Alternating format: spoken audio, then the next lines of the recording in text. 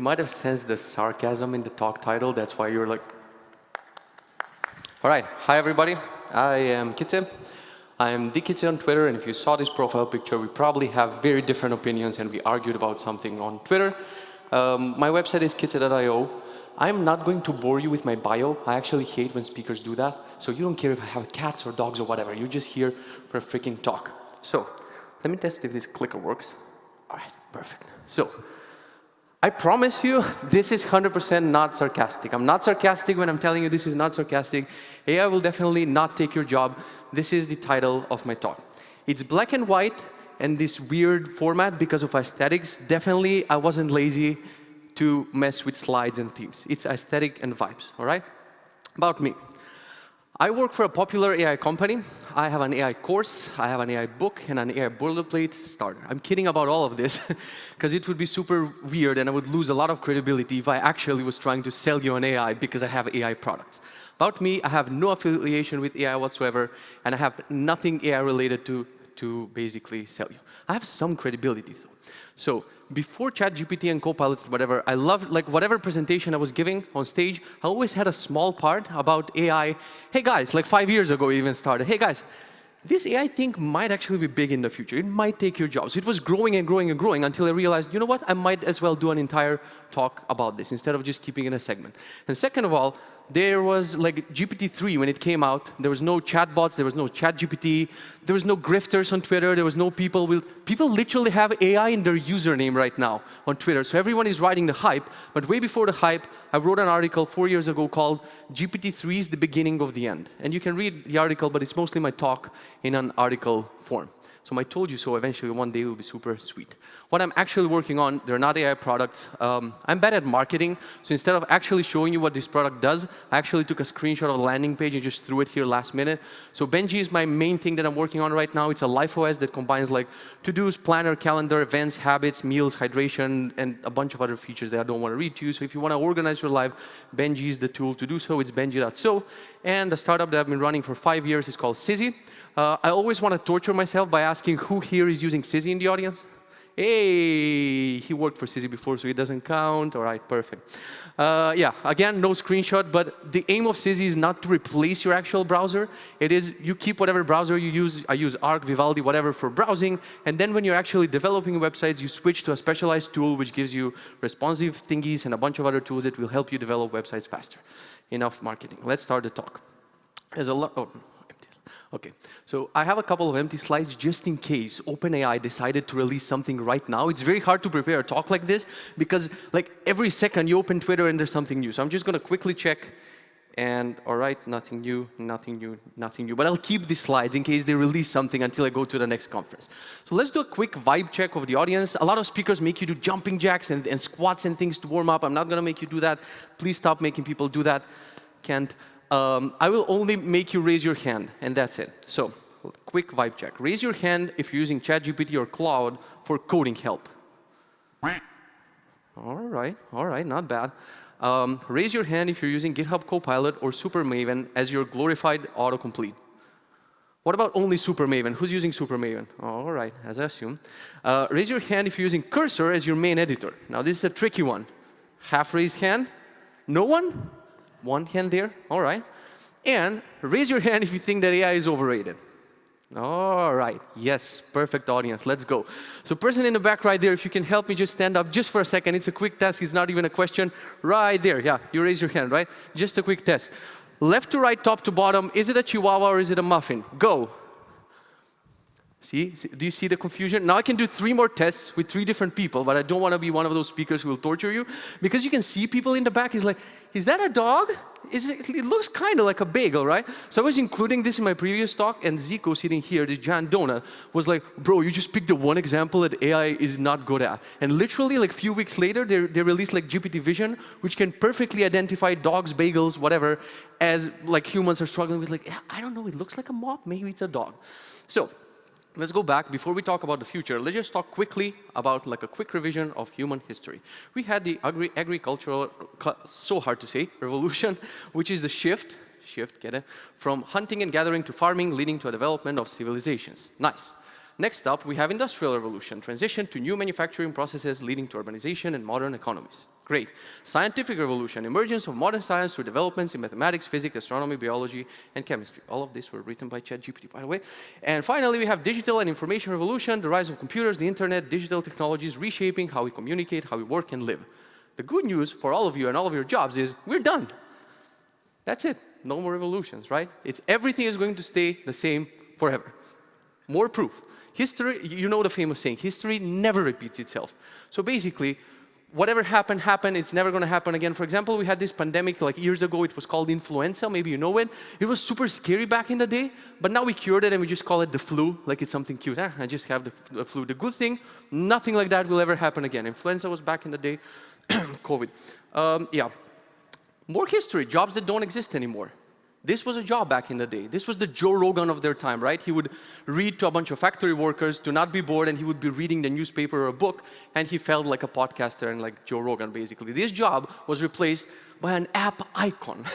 How sad it is to have your entire job and existence replaced by just a simple app icon. Next, we have an elevator operator. He was just pressing levers and thingies to make an elevator go up and down. He was replaced by us pressing the buttons. Next, we have a chandler. That's the wrong slide. Made and sold candles to be used for lighting. Simply replaced by whatever, light bulbs. Lamplighter, this was a thing. It's blowing my mind. Like people were going around just lighting lamps around the city. Now there's probably just someone lazy just doing like beep and all the city lights just turn on.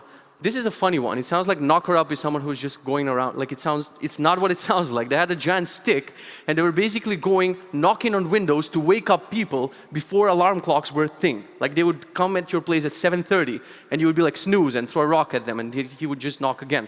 Also replaced by a simple app icon. We have more of these jobs, switchboard operator just replaced by that. We have a computer. Did you know that this was actually a profession? I didn't know the word computer is an actual profession. A person good at mathematics, whatever. They employed them basically everywhere.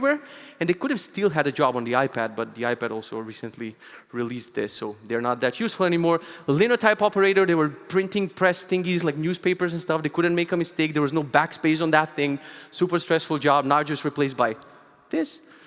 We had a book peddler who was just going around carrying a bunch of books, going door to door, trying to sell all of these books to people, replaced by this douchebag right now.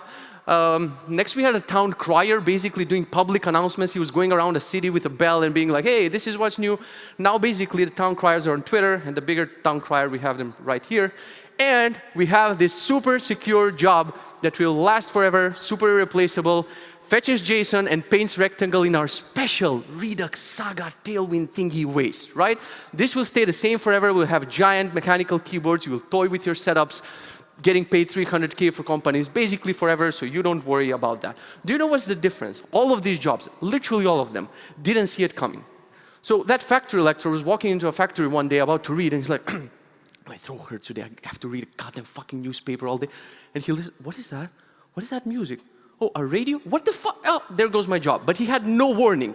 We are littered with warnings. This entire conference is a freaking warning. Go look at the schedule. 99% of the talks are like AI, AI, AI, AI. Go on Twitter. Everything is AI. So we have all the warnings, but we're still so like just cocky and chill. We're like, nah, still write Redux, right? Forever.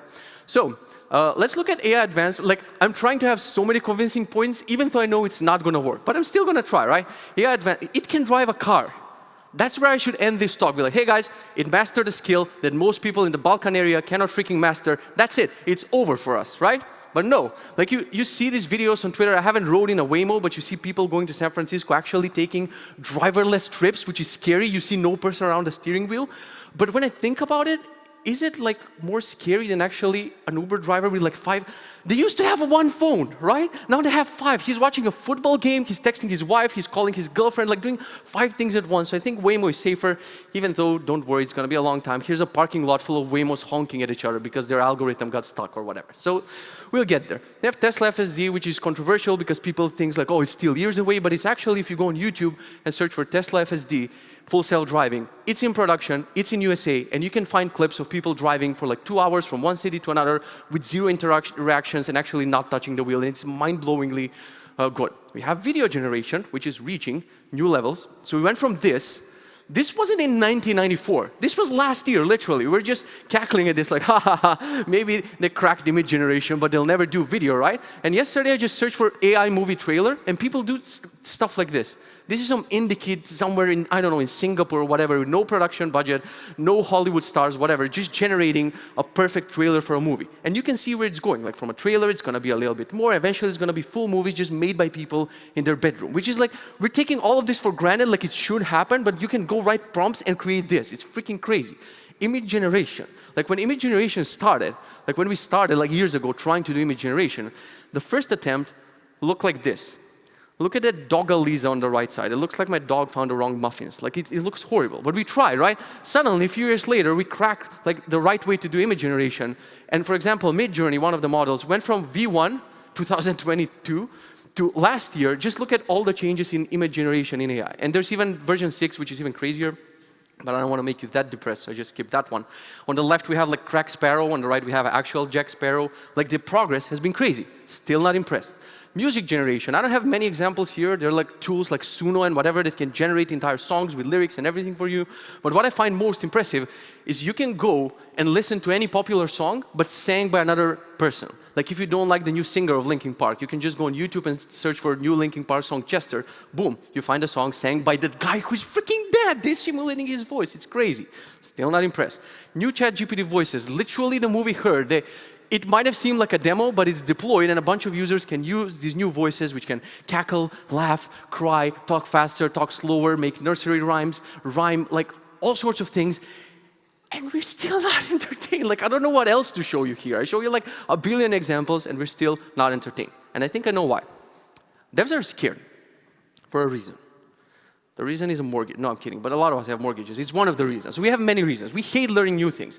At this point, like, give me a freaking break, right? Every year, you got to learn a new framework, you got to learn a new thing, you got to rewrite it, you have team meetings. It's very freaking annoying. Second of all, we're very spoiled and pampered. Like, go to any of these fan companies, like, I don't know, go to Facebook or go to a LinkedIn campus or whatever. They have car mechanics, a haircut guy, a babysitter, a dog sitter, a dog groomer, all of these things just to keep you at your job. So we have perks like no surgeon who studied for 15 years has any of these perks. He goes to the parking lot and he's like, oh, my parking spot is taken today, whatever. 15 years of medical school, right? And we're treated like rock stars. We're scared of change even when we're offered to be part of the change, okay? So what do I mean by that? Like back in the day when we were doing jQuery at one of the first companies I worked for, I gave a presentation on Angular, and I told the senior engineers, like, hey guys, we would be very efficient if we move from jQuery to Angular. This was there. Oh, this was there. This went somewhere. I pressed the wrong button. All right. This was their reaction. This is the senior team at that company. They were tired. They were older guys. They were like, oh, for fuck's sake, this young kid with his fucking Angular and whatever. Same thing happened when we wanted to move in another company from Angular to React. Same engineers were like, oh, please. And the difference is, we were giving them the option to be part of this change. Hey guys, you can learn Angular, React, you can be part of us. We can just code. Now we're super scared because for the first time it feels we're not being offered to be part of the change.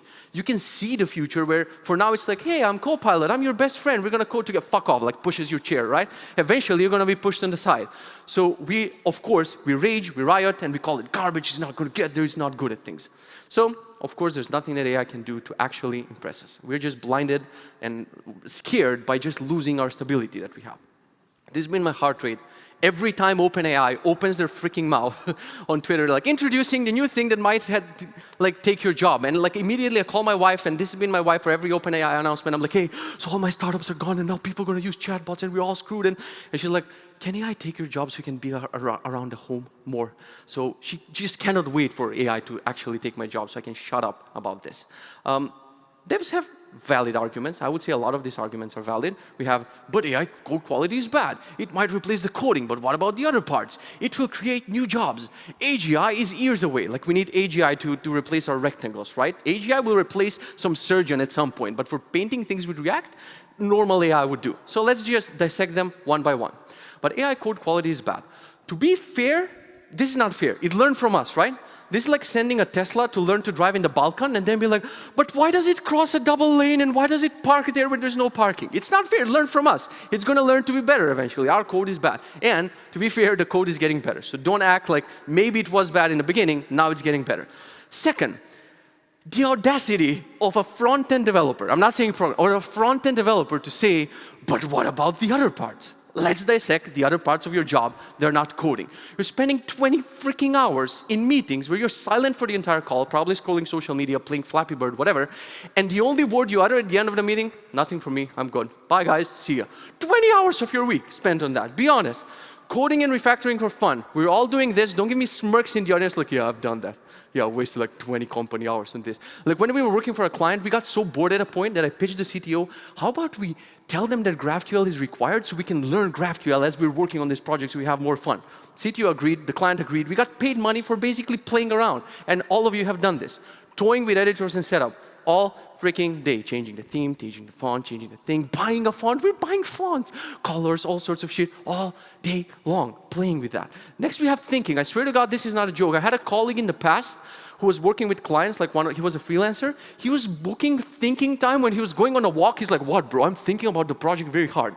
He didn't tell that to the client, but he was literally booking thinking time. That's how much spoiled we are. Scrolling social media, playing games, watching movies. My wife had a colleague, she came home and she's like, this guy watched the entire movie of Spider-Man 2 at work. The entire freaking movie, not even a YouTube short, the entire freaking movie. Posting on TikTok, you all know those videos like Day in a Life in LinkedIn. They're having 7 breakfasts. They're like, hey guys, here's my day, I still haven't started coding, so I'm gonna have a breakfast and I'm kinda hungry, I'm gonna go have a second breakfast, and they have chefs and all of that. I don't see any coding part in those videos, just like living an influencer life right there. We do project management, AKA, hey, did you do that? Yup. Did you close the ticket? No. That's the project management we're doing all day long. Client communication, AKA rolling your eyes at the person who's literally paying you. You're like, oh, what do they want now? Everyone has done that, right? You're a remote worker, you're getting a call and you're like, oh, kill me, I need to get paid for my work. I don't know, like right now, call any remote worker that you know who's working from home. It's like working hours, right? They should be working right now. Ask them to do anything, to go fishing. If someone says no, I'll close my laptop and I'll never give this talk ever again. Tuesday, 2 p.m., you call them, hey bro, you wanna go bowling? Oh yeah, sure, I'm free.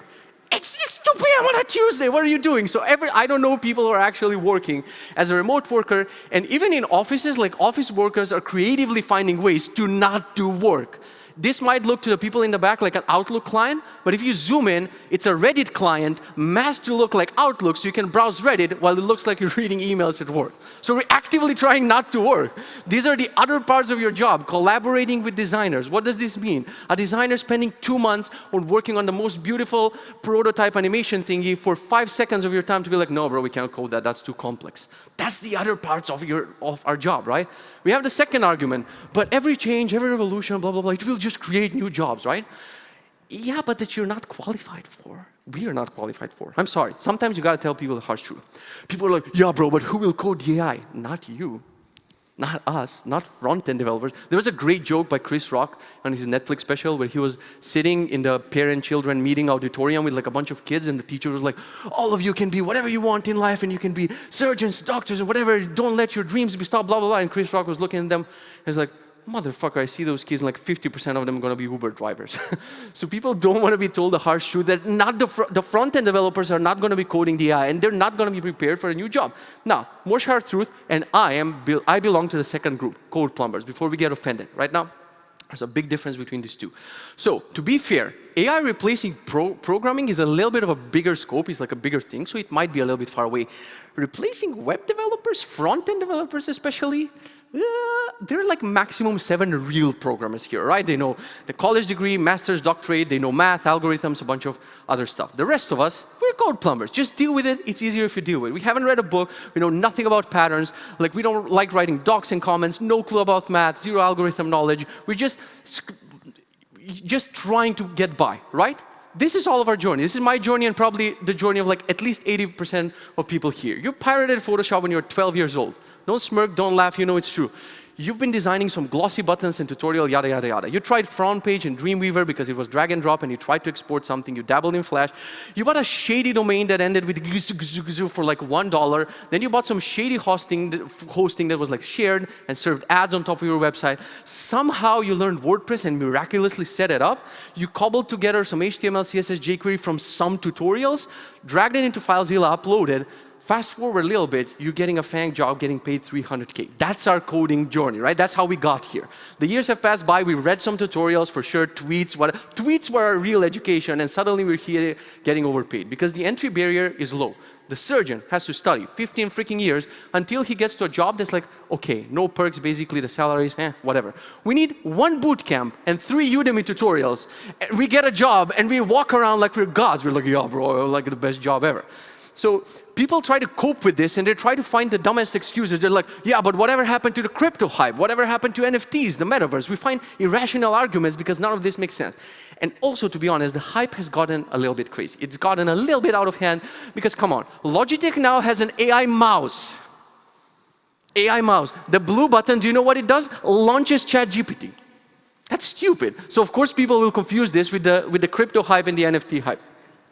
This is one of the valid arguments that I wanted to, it made me want to include a second part of my talk, right? People say like, said a week ago, 4 days ago, people said, LLMs have reached a plateau. Like there's nothing we can go from here. It's going to take years for GPT-5 or a better model. Bro, you don't know how LLMs work. Fundamentally, and I'm like, I don't need to know fundamentally. I don't need to know internally how LLMs work and stuff. I know that billions are being poured in this right now, and we don't even know what's the next thing that's going to emerge. I don't know, but I know it's not going to stop here, right? So the 2-part talk was supposed to be like, hey, pro AI, this is getting crazy, and 50%, don't worry, AI is getting dumb.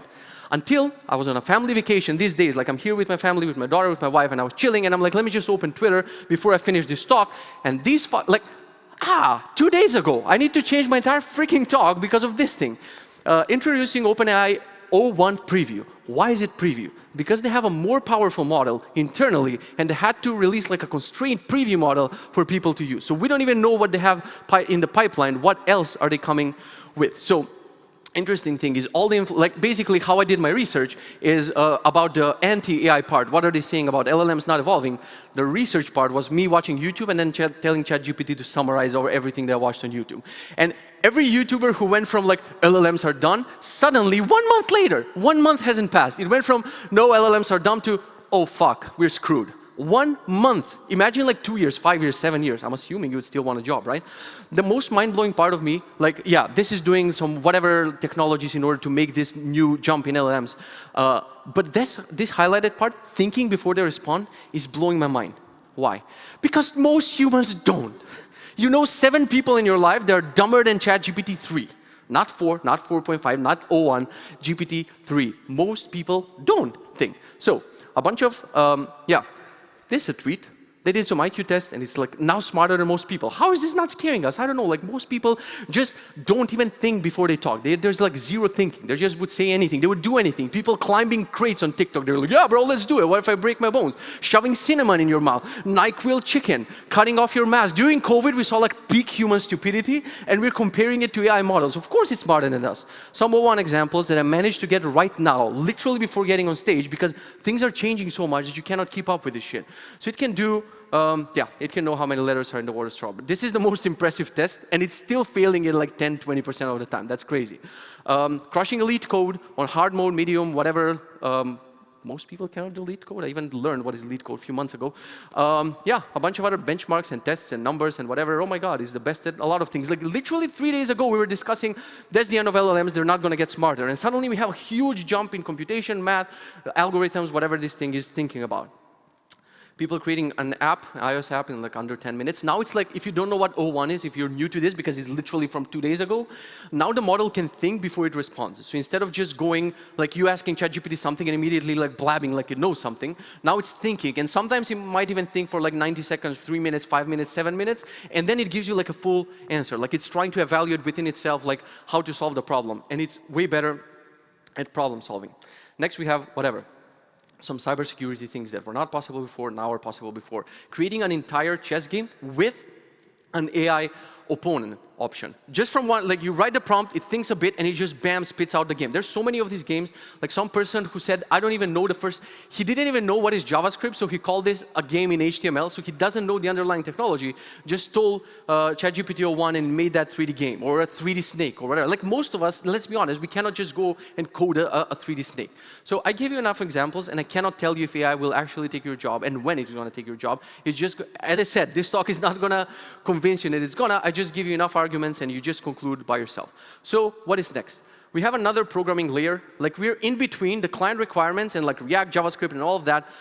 It's us right there, translating all of that into code. Now it's going to be us plus a little bit of Copilot, a little bit of Supermaven. Eventually, they're going to push us aside until that layer is just replaced purely by AI because of reasons mentioned beforehand. I agree with this tweet. This is not an AI grifter. This is not a person who has an AI course. He's actually a programmer that I respect. He said that more than 95% of his code today is now AI generated where the input is plain English. I don't agree. Mine wouldn't be like 95%, but I would say more than 50%. Like I'm using tab-driven development, like Supermaven just giving me suggestion and I just tab through them, or Claude or whatever one of these models just auto-completing things.